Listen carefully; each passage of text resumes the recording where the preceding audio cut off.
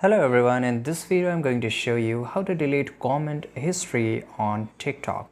Well, this is a very easy thing to do. So first of all, you have to tap on your profile, which is on the bottom right side corner.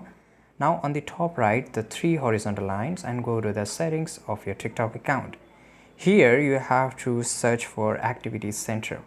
So this is my activities center here, and it will show me each and everything. Here you can see comment history. So just tap on comment history here and it will show you all the comment, right? So I didn't commented on any of this stuff or videos, that's why there's no comment available. Let me do it and then I will show you how you can just delete it. Well, it's very easy thing to delete it. Okay, I just commented here and let me show how you can just delete it. Just go back and just follow the steps which I have shown you. Okay, let's go to TikTok here. Bottom right side corner, tap on the three lines, go to the settings bar here and go to the activity center, and here you have to just look for the comment history, right? So this is my comment history and this is the comment which I have did now.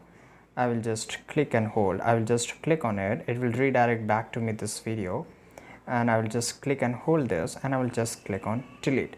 As you can see that the comment is deleted. This is how you can do it. I hope you found this video very useful. Subscribe.